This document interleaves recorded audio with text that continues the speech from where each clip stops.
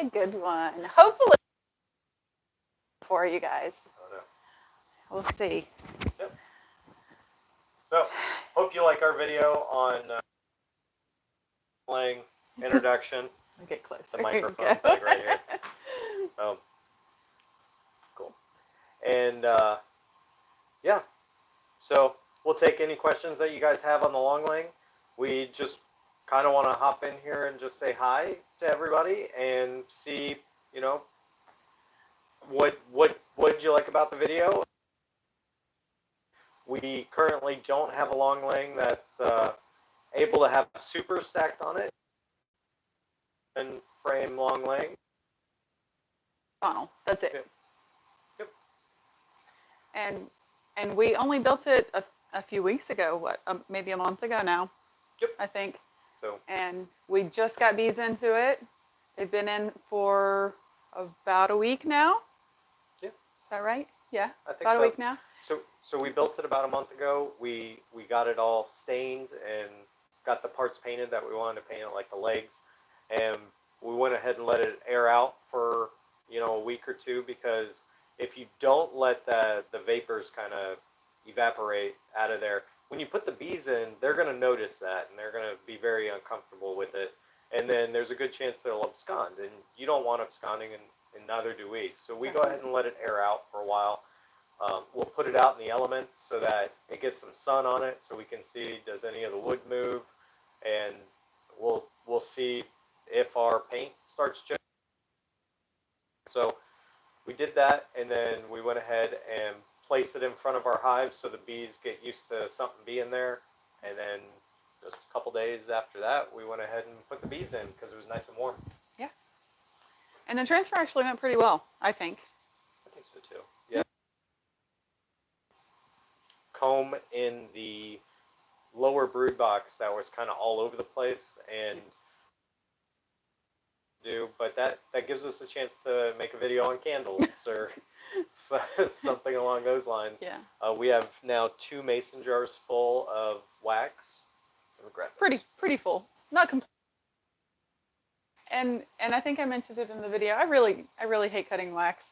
I really do. I try not to if we can get away with it, but sometimes it's just inevitable. Yeah. So that's what our wax jar looks like. We take it out, and we just take it with us, and we make sure we have something that we can put it in where we're not just making a big pile somewhere and the bees are getting all over it, because then it sucks. Or attracting predators. Yeah. Behind your hive or beside the hive or whatever, it can attract raccoons, possums, maybe even bears, depending on what kind of your comb that you have. Yeah, if you're scraping off brood, that's definitely going to attract the bears. Yeah, everybody thinks it's honey, but it's mostly the brood that's in there. So now that we transferred those bees off of our platform and into the long laying, our goal is to maybe start cutting the platform apart, because it's held up by. So we're that off as we start moving the hives off of that platform, and we'll just go ahead and get rid of it because there's no use that we have for it. Yeah, so our long laying we put in front of the platform. We have 2 other hives that are on it right now. We'll put some cinder blocks in front of the platform and then just move those, what is it, like 2 feet? Maybe 2 feet. Yeah, it's not very far. So they should stay in the same area because it's such a small distance, short distance. Yeah. Now that it's been a week with the long laying, we don't have any bees that are trying to come back to the platform, because not at all. They just go straight back into the long laying. That's why we put it directly in front of where the other hive was, and it's facing the same direction, so it's not confusing the bees at all. Yeah, true. Hopefully everybody can hear us okay. Yeah. With where the mic is. If you guys can't hear us, let us know.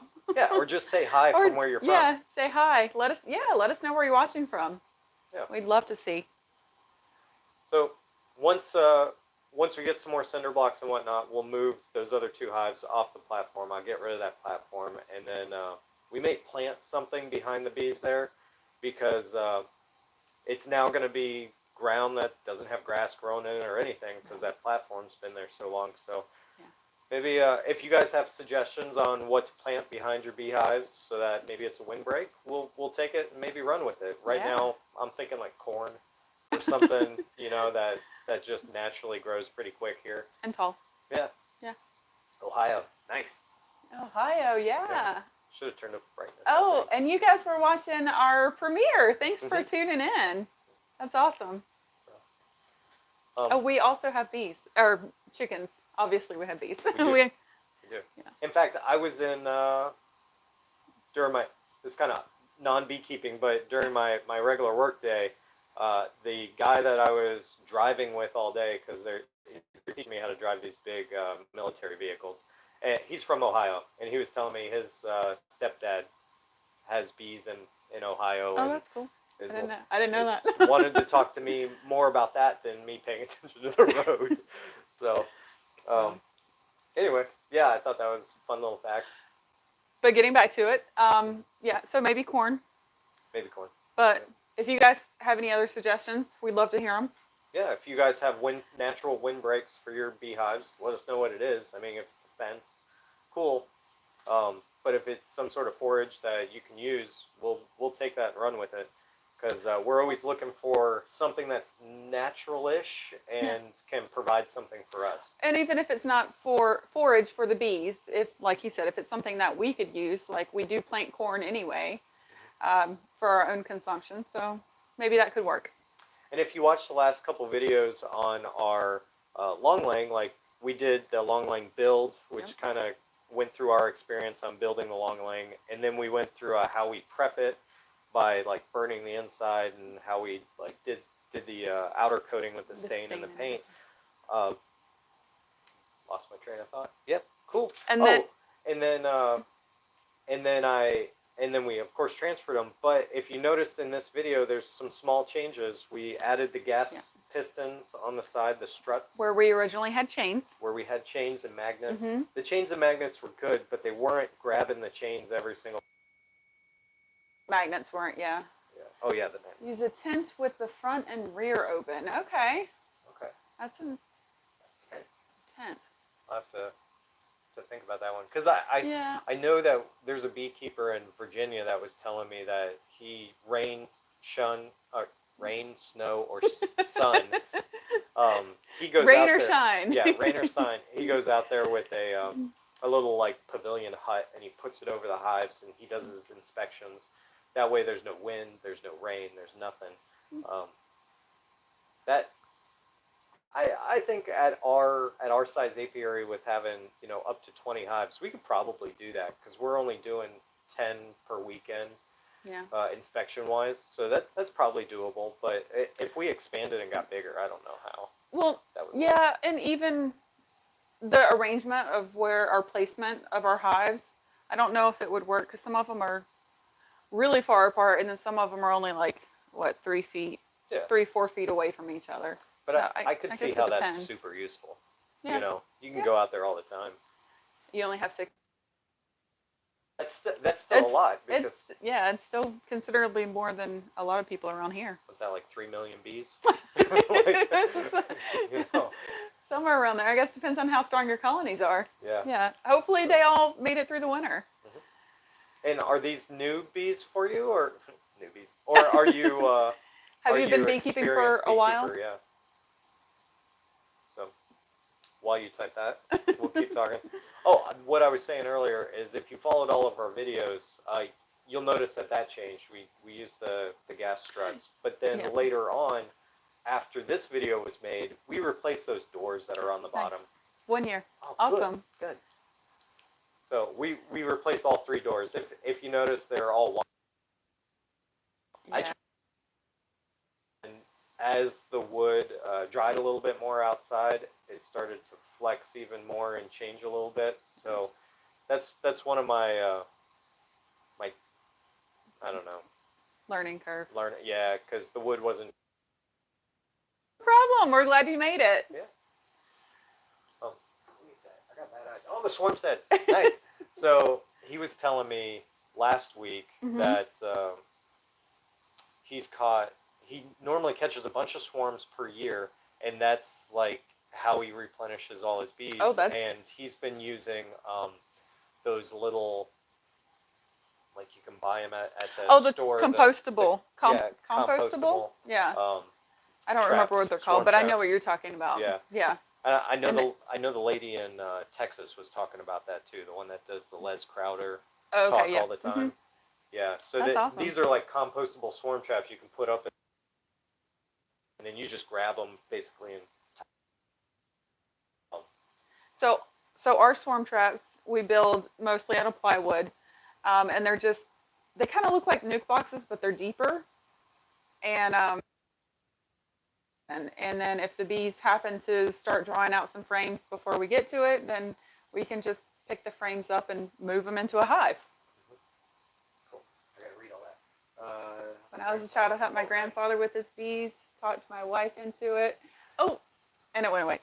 He said well, Swarmstead said, yeah. Not really replenished, we just did it. Which is cool. Okay. Yeah. That works.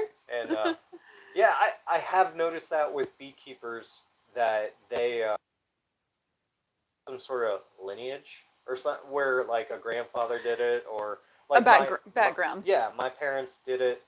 Or my dad did it. Which when is he was funny young. because we didn't even know that until we mentioned that we were thinking about getting bees and getting started in this. And then he's like, I used to keep bees. Yeah. I had 2 hives. And I was like, wait, what? Then check this out. One day, yeah. And he didn't want to, but my mom did. Yeah. She was like, yeah, let's go out and take a look at the bees. Yeah. It was really funny.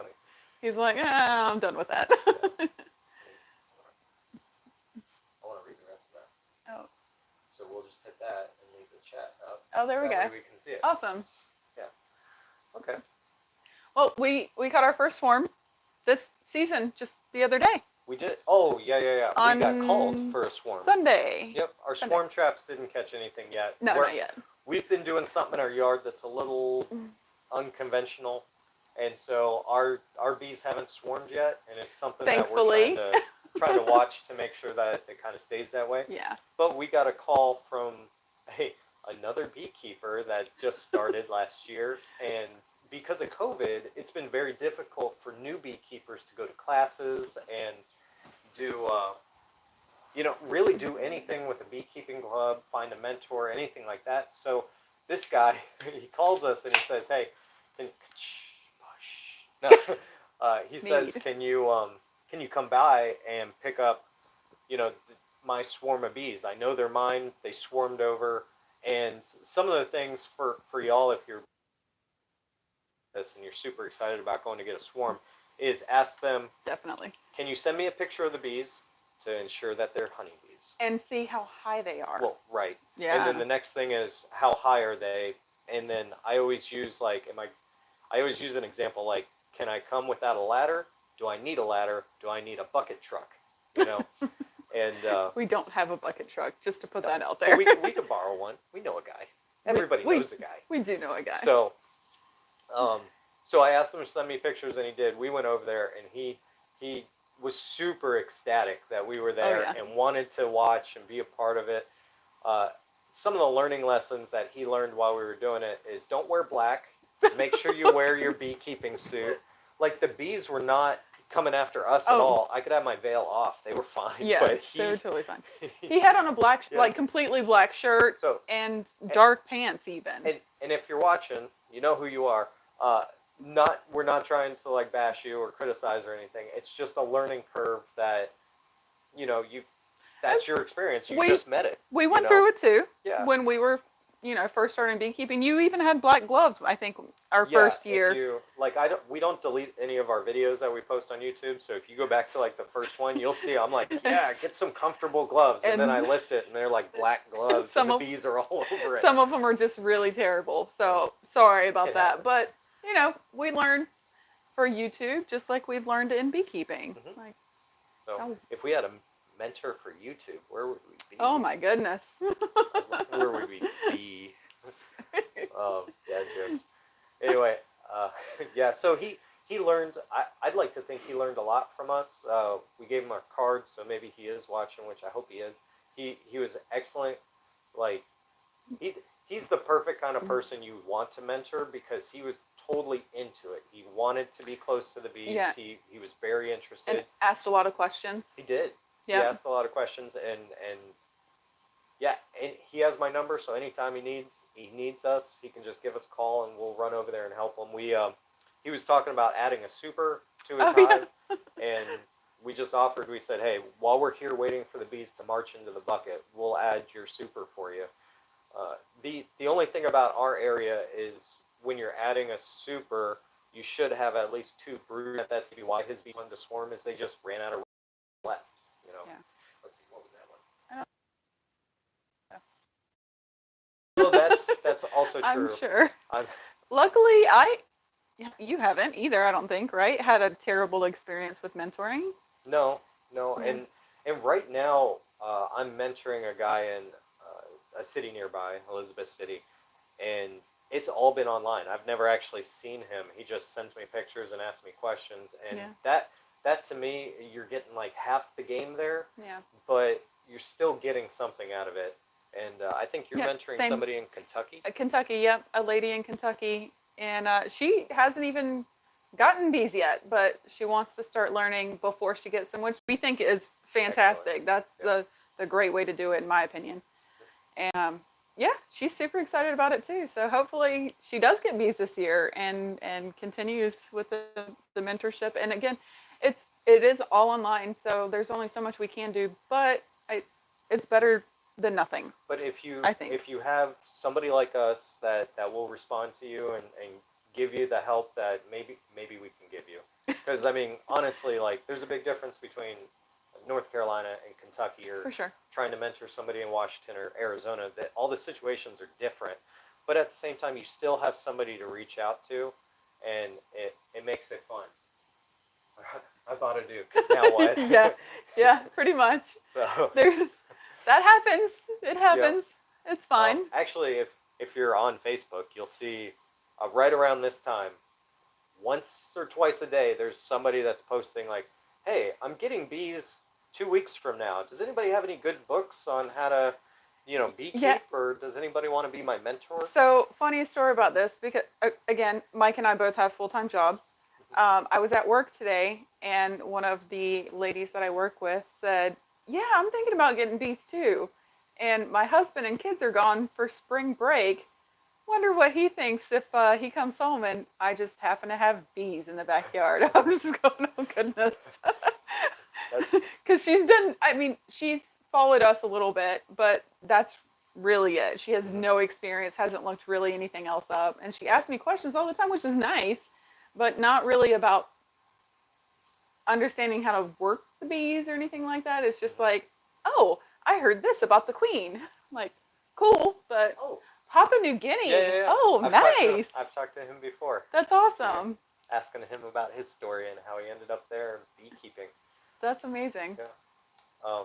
But if you are thinking about starting, or you have people asking you about starting beekeeping, my thing is, hey, just tell them, try and join the local association. If there isn't one, try and find somebody who is a beekeeper, and then we have a list of books, and we have our YouTube stuff that we recommend. And our website. If you haven't seen it, please check it out. It's completely free.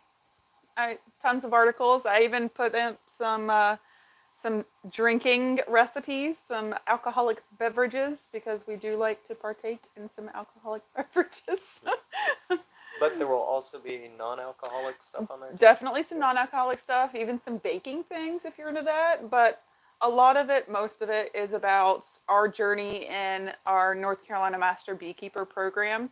So I write articles, and you've helped some, writing articles about the study basically going through the study guide from certified all the way to Master Beekeeper. Yeah, and it's pretty informative. I like to think so. Yeah, some people have caught some errors here and there, but we go ahead and fix it. It's real simple. Yeah. And it's typically like typos more than like educational errors. So not a big deal. It happens. Yeah, it's something we do for free. So if you want to check it out. It's rascalapiary.com.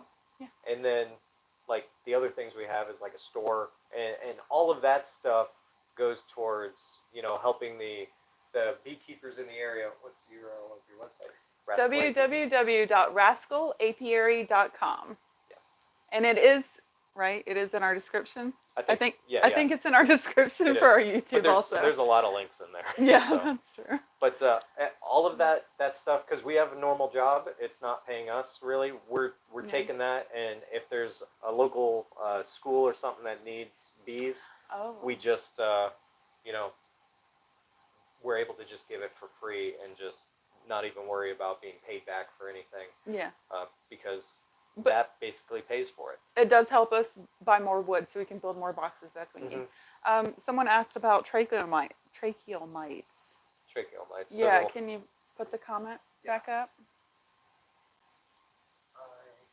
Oh, there we go. There we go, the live chat. Okay. I had a thought today. Do you think tracheal mite bombs were a thing? So that's one thing that Mike's dad mentioned when we found out that he used to keep bees, is that he heard about tracheal mites and that they were an issue. And we said, we haven't really heard of them being an issue. We have problems with varroa mites. However, I've never really thought about tracheal mite bombs. So what do you think about that? I don't know, because they're at one of the meetings they talked about a treatment for tracheal mites. Yeah. And if there was a treatment, I guess there's treatment for varroa.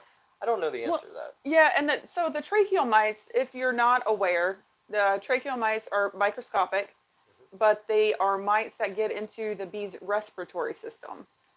So Spindella? Spiracles, honey. Spiracles.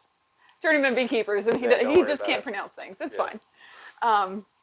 Yes, the mites will get into the spiracles and get into the respiratory system of the bees, and so it makes it really hard for them to breathe and really continue to grow and be healthy. So I'm not really sure about the mite bomb for the tracheal mites. That's an interesting concept. Yeah. Have you seen tracheal mites in your region? Like the signs of. I guess the signs of, yeah, or heard about them, because it's hard to really diagnose. From what I've read, it's really hard to diagnose tracheal mites because you can't see them, and some of the symptoms from tracheal mites exhibit are present in other diseases that honeybees can get. So the answer always seems to be requeen. Just requeen. Yeah. And I feel like that's because it gives a brood break. Yeah, maybe. I don't. But the tracheal mites, the adults can pass to each other, and once the brood emerges, they would then pass to the newly emerged bees. So yeah, I feel like it could be a thing, just because if you don't catch it and treat it, then it could definitely get out of hand and potentially lose a colony. That's just my 2 cents. I don't really know. But we don't really have an issue with that here. No. We're not seeing a whole lot of tracheal. We'll see varroa. We see hive beetle. Yeah. We got bald-faced hornets. Yes. Cicada killers, but yellow jackets as well. Dragonflies. You wouldn't think dragonflies would be an issue, but we've got a really cool video, I think, of the honeybees defending the hive and really attacking a dragonfly that was trying to scavenge on some honeybees. And one of the few animals that I didn't think would be an issue is butterflies. Moths and butterflies. Like moths you can understand because greater wax moth will go in there and eat up the wax. But I've seen beautiful butterflies try and swoop right into the entrance and then come out with 6, 7, 8 bees right on it. Swallowtails? I think the swallowtails are the ones around here that do that. Yeah. Yeah. I mean, they're also eating our parsley out there all the time. Yeah. But they'll go in and you just sit back and you think about all the stresses that your bees could be going through. If they're getting, invaded by butterflies, they got dragonfly issues, they got, yellow jackets, and then all the way down, everything else all the way down to varroa and then larvas. Like, there's a lot. Their life is kind of rough, So, and then we get thrown into the picture. And start taking off the roof of their house and basically tossing it about What did you read like a the other burglar. day? It said if you see bees lining up and staring at you, Oh, don't. don't mess with. Yeah, so I saw that on, I think it was on Facebook maybe the Yeah. other day. It was either Facebook or Instagram. I was scrolling through and there was a post that said if you see bees lining up like on the top, peeking up out of the between the frames, Mhm. don't mess with them because they're going to attack you. And I was just Which I was super confused by that because ours do that our all the time. our bees are doing that. They're peeking up, going, "Hey, what's going on?" The roof of my house just came off, so they're just curious. They But don't they're know what's not. going on, but they're not They're not like in attack angry mode or or anything. They're not even defensive. that's well that would be my first thought is that they're gearing up for defense because now it's an open space Right. and all those guys just promoted themselves to guard bees and now they're looking at you. Yeah. But if you just keep moving slow and you know working and doing the things that you need to do, like they don't bother. They don't Yeah. bother me. Yeah. Yeah, I know. There was a beekeeper we were working with a week ago, and he would smoke them, and just Oh, a like lot. smoke, smoke, smoke. Yeah. Okay, there's a couple of bees up. Smoke, smoke, smoke. Yeah. If you notice in our videos, we don't smoke too often. We don't even smoke the front. We don't smoke the top. We just kind of open it up. We look at them, and then give them the dirty eye. Like you guys are gonna be good enough. Well, but I do have to say this: we don't smoke during this time period. Mhm. Okay, in the spring when the flow is on, there's a lot of forage because the bees are busy doing that, and they don't really have to worry about defending the hive from predators taking their stores. If it's a dearth, we will use smoke because the bees definitely get more defensive at that time. Yeah, and I will say that. you can always tell when the dearth is because there's flowers out there in the summer, but they're not actively being foraged. Even well, yeah, even new beekeepers like you'll start to get that itch where you walk around and you look at every single flower because you want to see the bees on the flower, Yeah. and you'll start to notice that during the summer it's like there's flowers but no bees are on them. The bees are getting water. The bees are looking for other sources of sugar essentially. If you look in like fast food trash cans or Dumpsters. yeah, or gas station trash cans Yeah. because people are throwing away soda bottles and whole kegs of soda. Kegs of soda. Well, that's what the fast food places have. They have those kegs that go Okay. underneath that feed All right. the pop machine.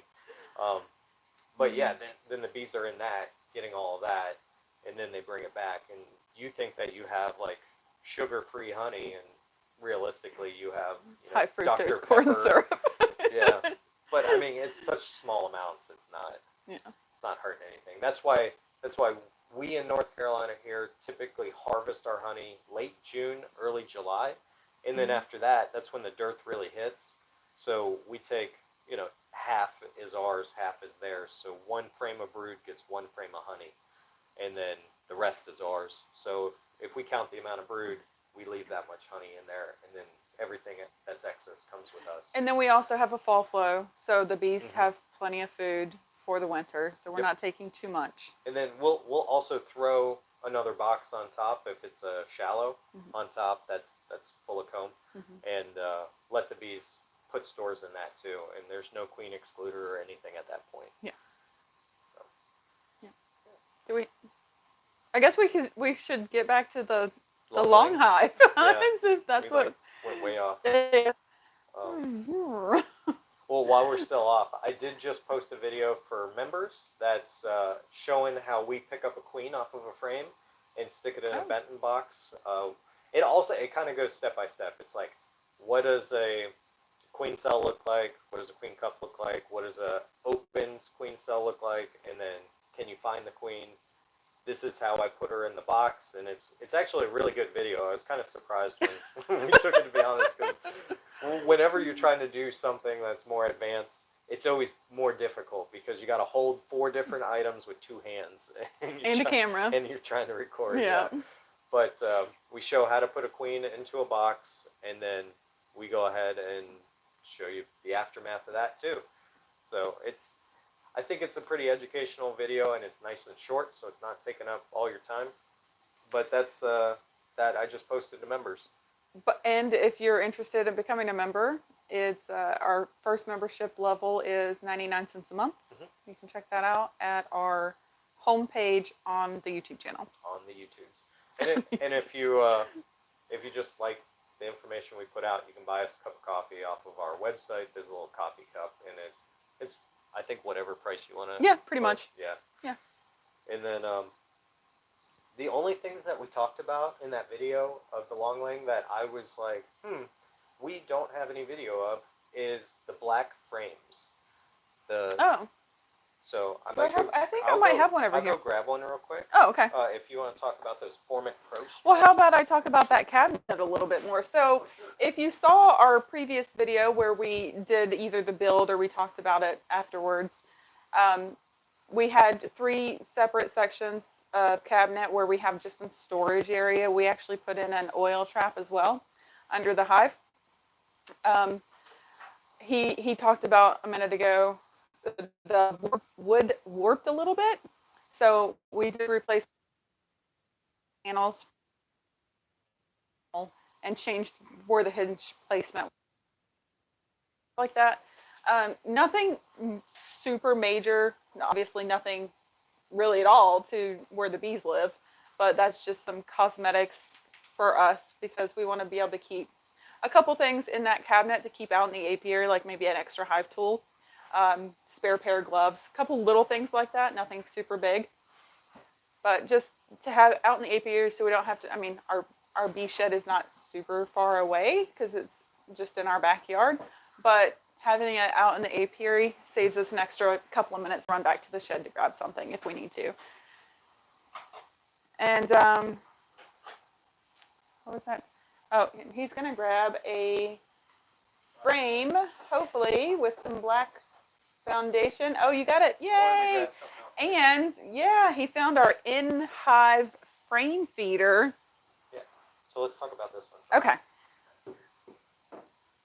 So this bad boy is something that we weren't able to get on film during the video. Yeah. So why black foundation?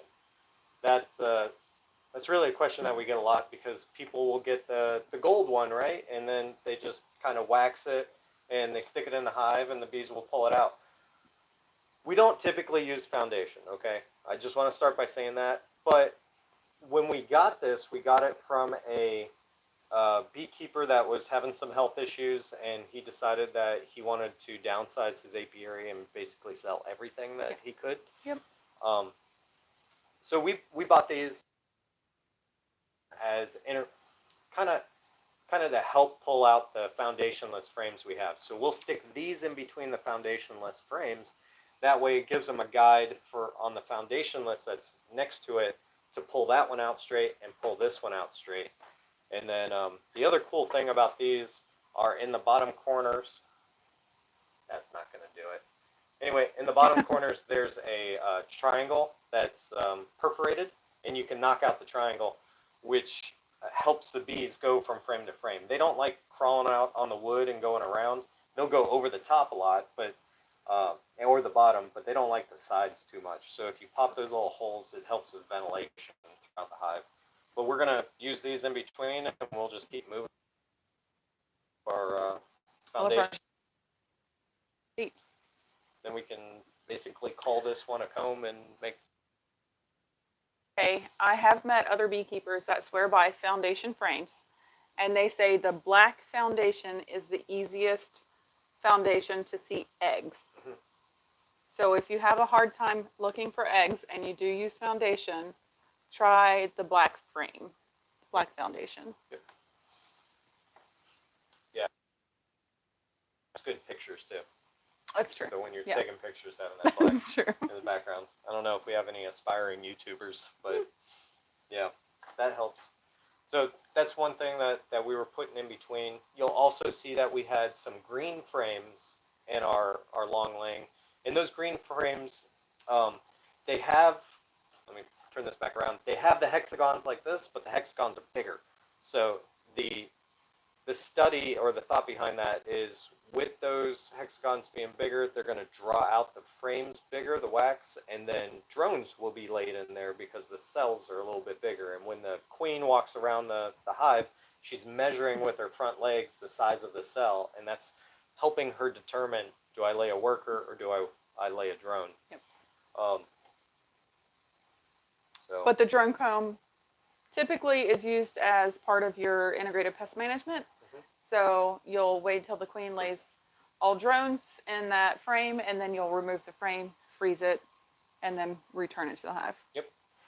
I had a thought this year of maybe instead of freezing them, we'll stick them all in a nuke box, and then we'll let them come out, and then they don't really have a hive to go back to, but they're not. I don't know. I don't know about that, because the whole thought process here is Varroa like drone cells better than they like worker cells, because they can stay in the drone cells longer, because drones are in the cell for 24 days, whereas workers are in it for 21.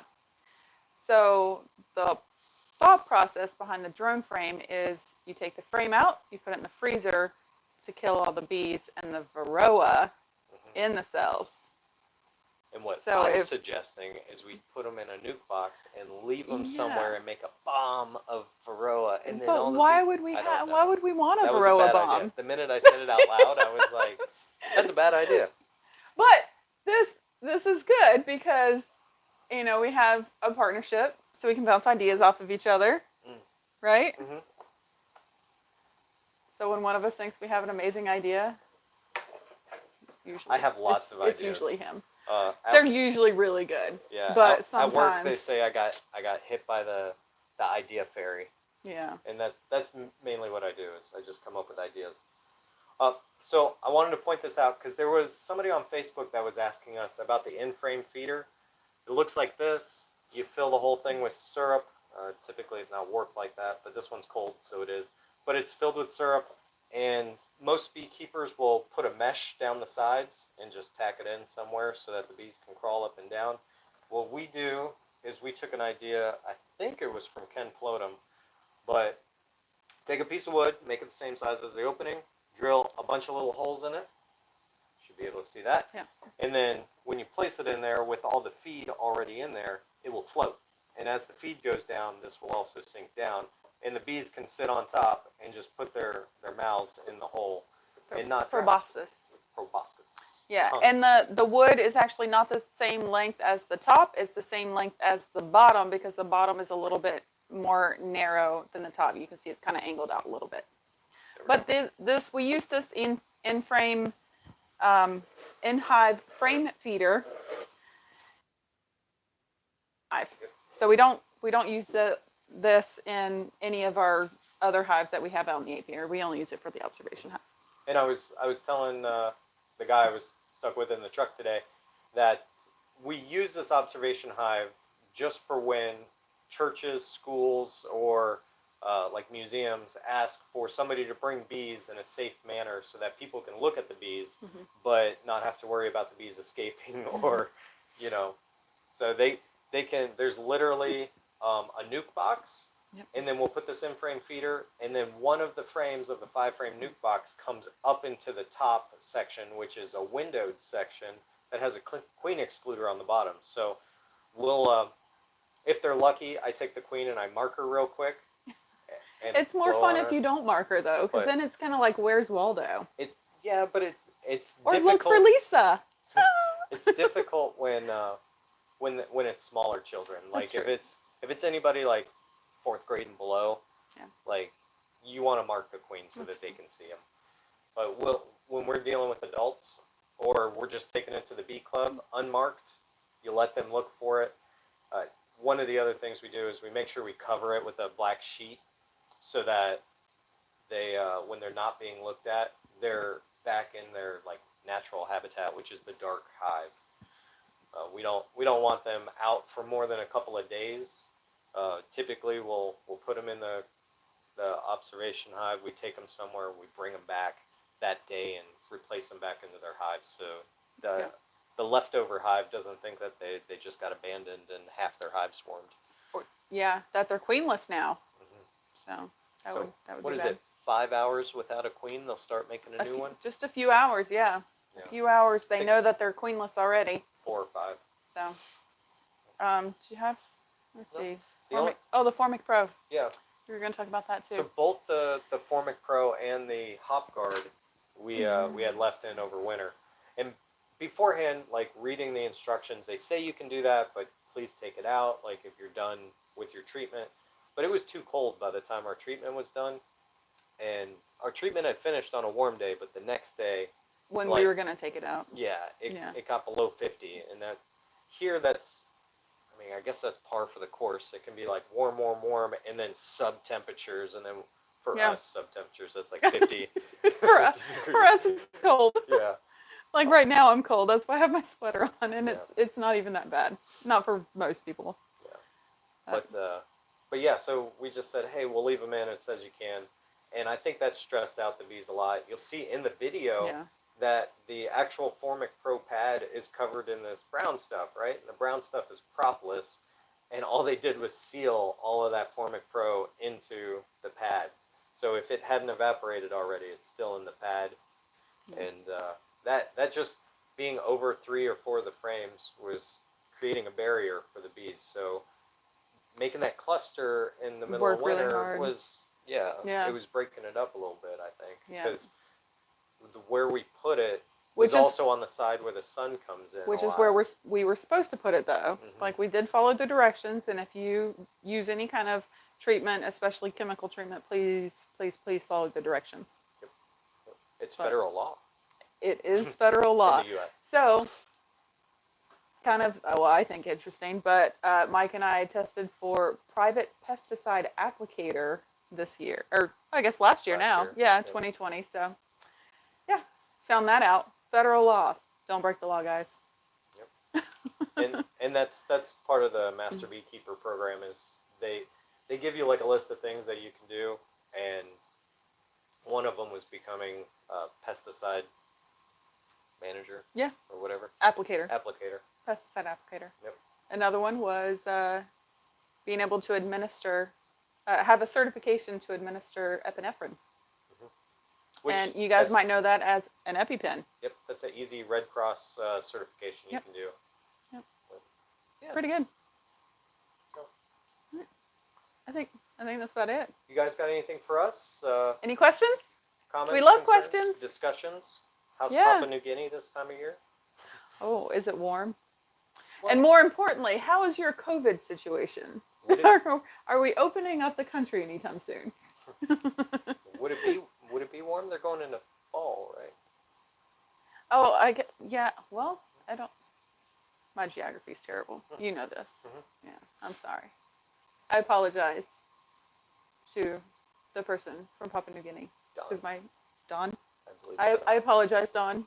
My geography is terrible. But yeah, that's all we got for you. You got any questions about swarms, long hives, Warray hives? What else do we have? Me. We have dogs, chickens. Nice garden. Yeah, the garden. I'm basically an old lady. People tease me at work about it. She knits. I knit. I crochet. I sew. I can our vegetables from the garden or fruit too. Mm-hmm. Yeah. Cherry tree has a blossom on it today. I know, I'm so excited. Yeah. And I'm excited because the hops are coming up next to the pergola. So I'm gonna have you'll see it in a video, but I'm gonna have them grow straight up the pergola on one side, grapes on the other side, and it's gonna be like this secret garden tunnel sort of thing that you can walk for booze. Yeah. For making wine and beer. Yeah. All right. Well, I hope you guys have a good night and a great beekeeping season. We'll catch you next week. Happy bees or healthy bees. Bye.